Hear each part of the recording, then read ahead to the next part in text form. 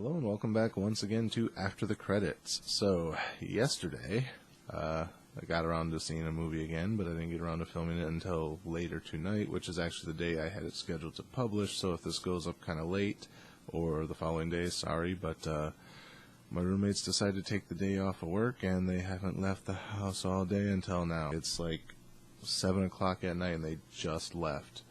So yeah, yesterday, I went and saw London Has Fallen. It is the sequel to Olympus Has Fallen from a couple years ago, back when I worked at the theater, which, that was a long time ago. They're just now coming out with a sequel to this?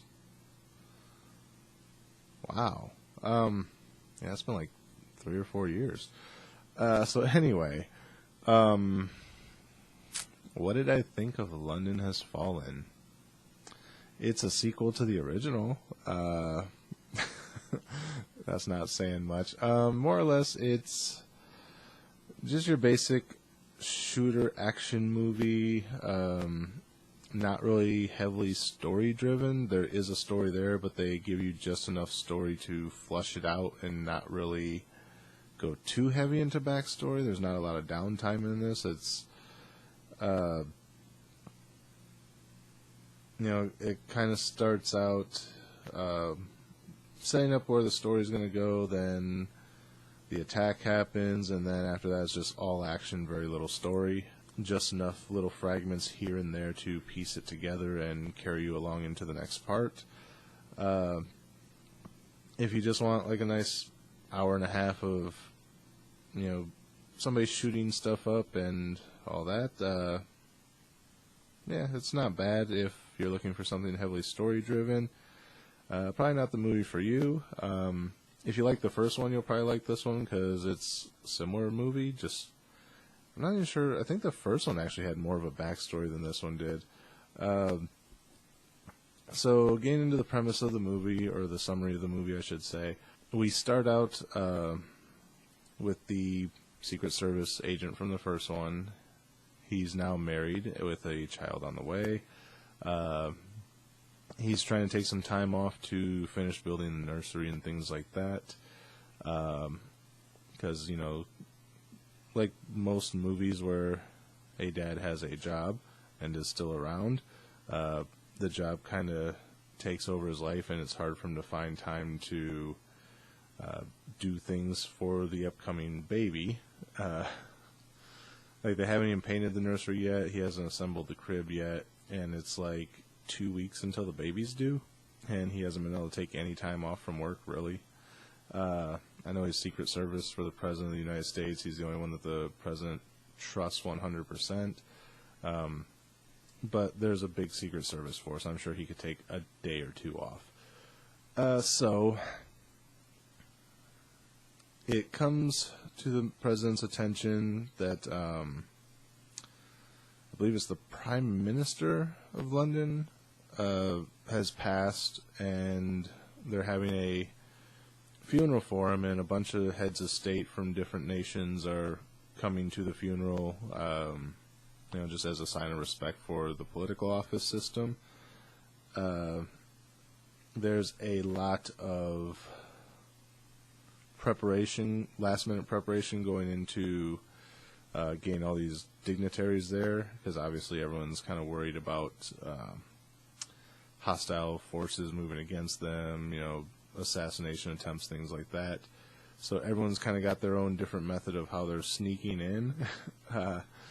So, of course, because this came up, the president can only trust one man who was actually just getting the entire next week off. Now he has to go back to work. I cannot think of his name. I'll call him Mike. I think that was his name. I don't remember his last name, because I think that's what they refer to him as most of the way through the movie, is by his last name, but I can't remember it. But I think his first name is Mike. So Mike's got a week off coming up. President revokes it, says, I need you for this. I don't trust anyone else.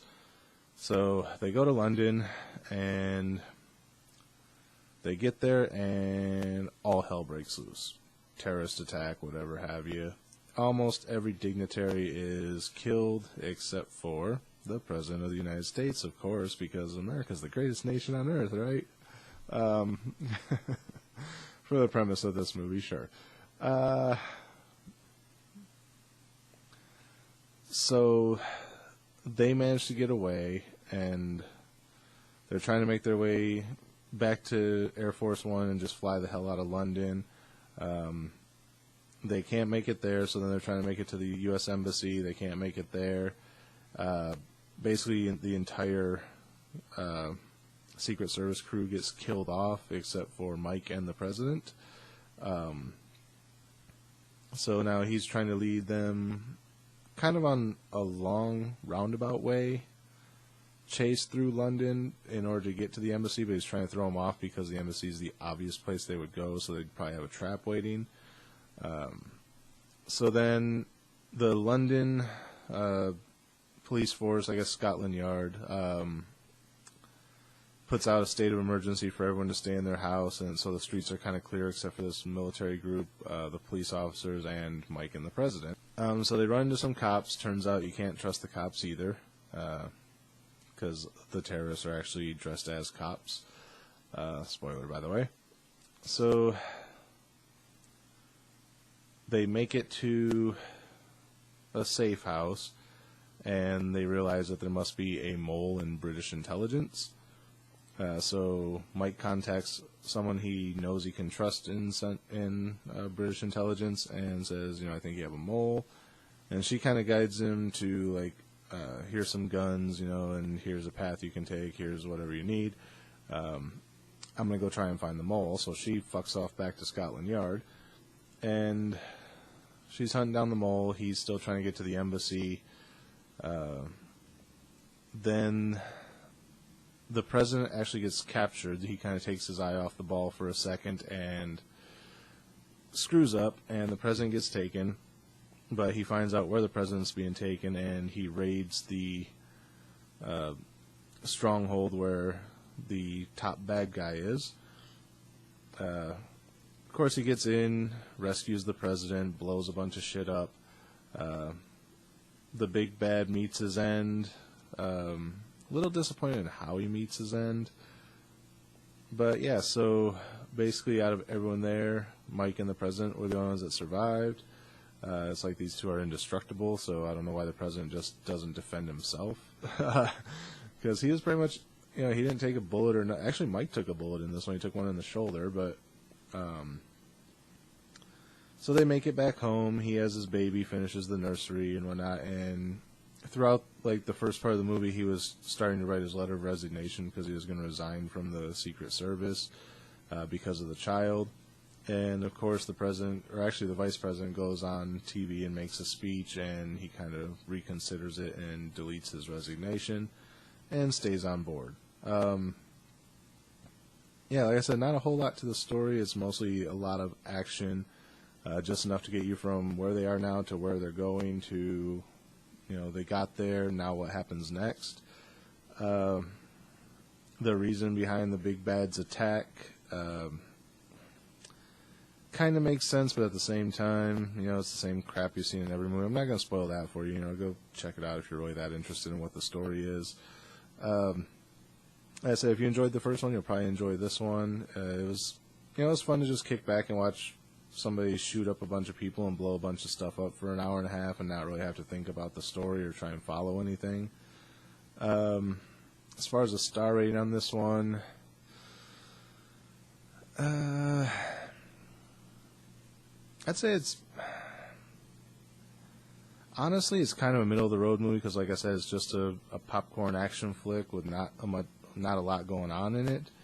But it wasn't totally unenjoyable. I have heard some people say it sucked, but I had fun watching it. I wasn't bored with it. Like I said, if you just want to go into a movie for a little while and watch a bunch of people get shot up and stuff exploding, this is your type of movie. So for that, I don't want to give it quite a 3. I think, I don't want to give it a 3. Like I said, it is what it is. So based on that, I'm going to give it a 3.5. More or less, it's a middle of the road movie, but it's fun if you just want to tune out for a while and not have to think about what's going on, and just enjoy a good action flick. Well, I shouldn't say a good action flick. There's better action flicks that actually have story and all the explosions, but if you just want to turn off your mind for a little while and just watch some stuff blow up, there you go. So that is it for this episode. That is my review of London Has Fallen. Tomorrow is my full day off, so I'm probably going to go across town to the Dollar Theater and see whatever's playing over there. I think a couple new things just got moved over there, or they're opening, I think this weekend. So I'll see what's playing over there and probably get over there and watch a couple things, make a day out of it. Other than that, not 100% sure what's coming up next, but something will be coming up next. So stay tuned. Remember to like, comment, rate, subscribe, share the video. Links up there and in the description. Follow me on all the social stuff, and that way you'll know what's coming up next, or at least when it comes out. And then you can just click on the links, and it'll bring you right to the next video. So yeah, that's it for this episode. Again, as always, thanks for watching, and until next time, we'll see you after the credits.